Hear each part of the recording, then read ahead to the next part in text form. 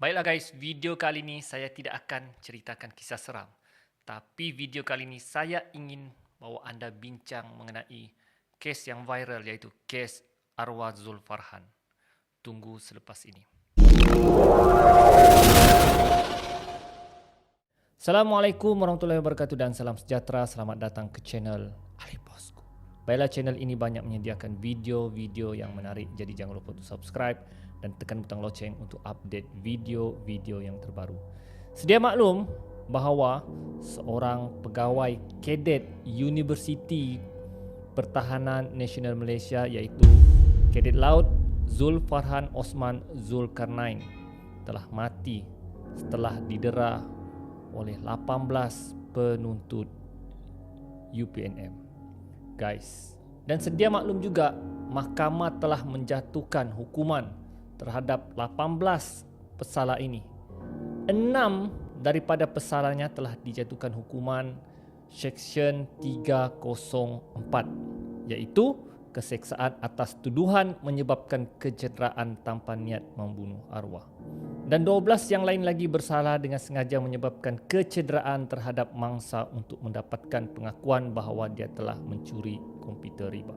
Jadi guys, arwah Zulfarhan ni telah didera disebabkan dia telah dituduh mencuri komputer riba. Dan kes ni memang sangat, kata orang, gila lah ya, gila. Ya, kejadian buli yang sangat gila hingga menyebabkan kematian. Semuanya berpunca daripada kehilangan laptop.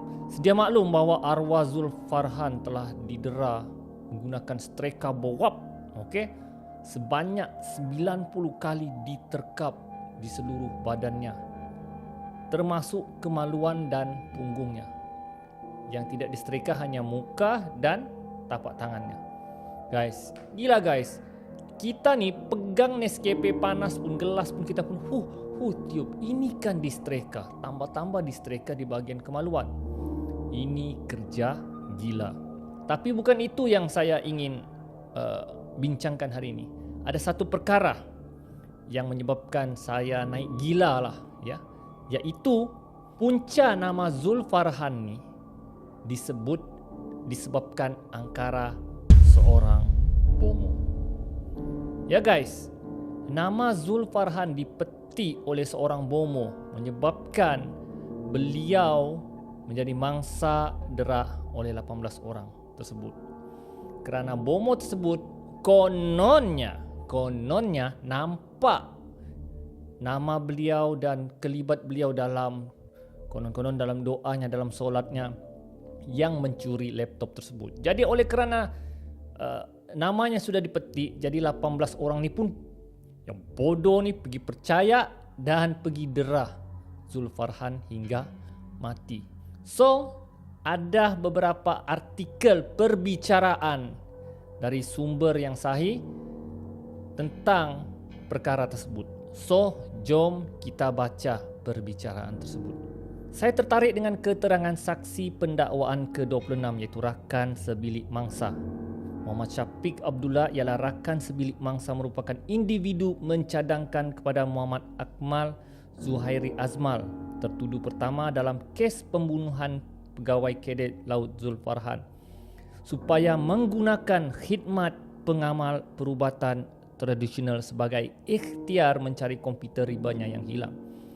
Dia mencadangkan sedemikian kepada Muhammad Akmal Zuhairi Azmal selepas diberitahu komputer riba miliknya telah hilang dan tertuduh Syak Zulfarhan Osman mencuri komputer riba itu. Cadangan itu juga timbul kerana beliau mengetahui bahawa bapa kepada Muhammad Ashraf Abdullah, tertuduh yang ke-18, yang dituduh mencederakan Zulfarhan Osman, dikatakan mempunyai kelebihan mencari barang hilang. Ketika keterangan diberikan, Muhammad Ashraf yang pada waktu itu bekerja sendiri berkata selepas lebih kurang 30 minit ayahnya telah menelefon dan menyatakan bahawa kemungkinan Allahyarham Zulfarhan yang mengambil komputer riba tersebut. Petunjuk datang dari gerak hati. Nampak nama, saya ada guna barang juga. Nama Zulfarhan Osman nampak timbul pada pandangan saya. Bekas pesara tentera itu berkata dia menghubungi seorang lelaki mendakwa dirinya pelajar UPNM dan rakan kepada Muhammad Ashraf memberitahu ingin meminta pandangannya mengenai kes kecurian komputer riba di UPNM. Saya tulis nama-nama itu di dalam kertas. Kertas tu dah tak ada sebab benda ni dah lama. Saya tak simpan. Jadi salah seorang daripada senarai nama itu adalah petunjuk mengatakan dia mencuri tetapi tidak ada bukti.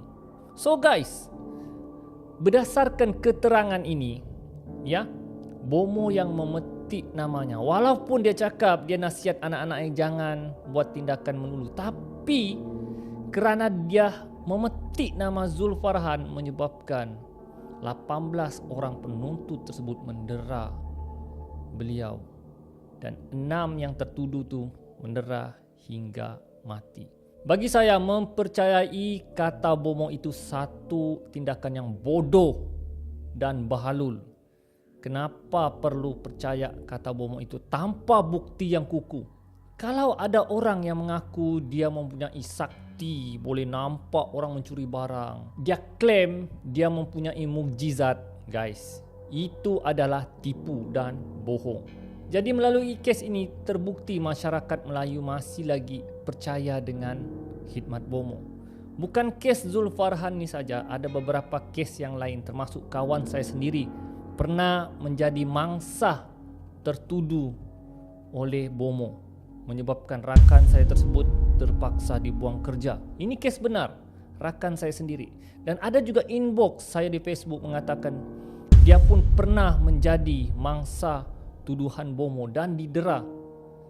Tapi dia kata nasib saja dia tidak mati seperti arwah Zulfarhan.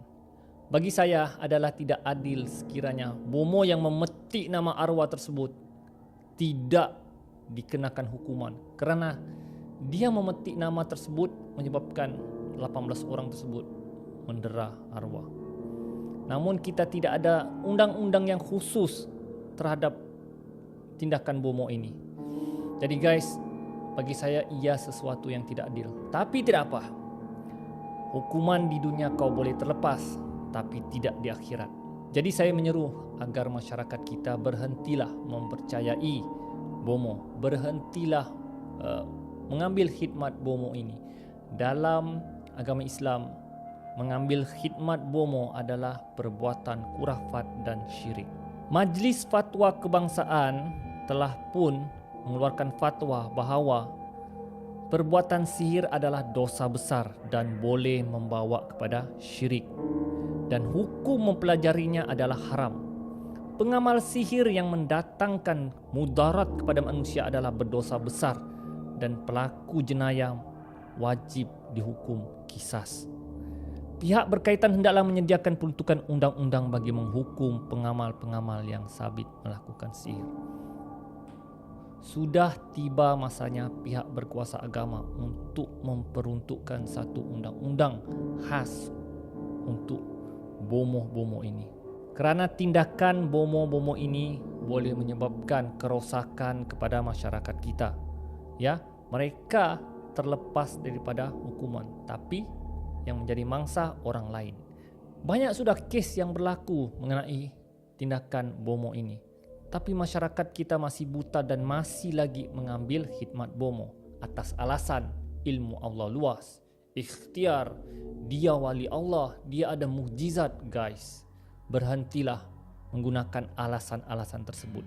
Dalam hadis Nabi, riwayat Muslim, sesiapa mendatangi tukang tilik atau Bomo lalu bertanya kepada tentang sesuatu lalu membenarkannya, maka solatnya tidak diterima 40 hari.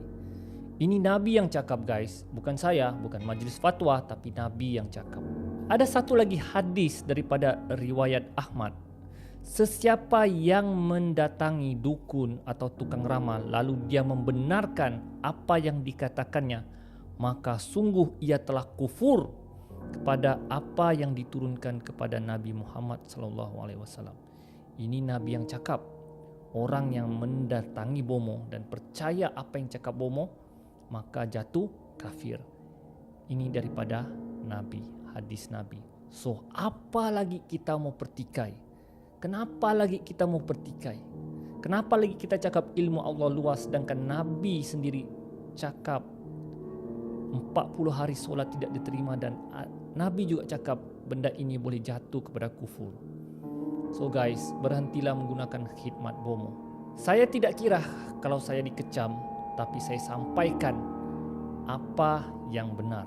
Dan kita tidak mau lagi kes seperti arwah Zulfarhan terjadi lagi disebabkan oleh seorang bomo.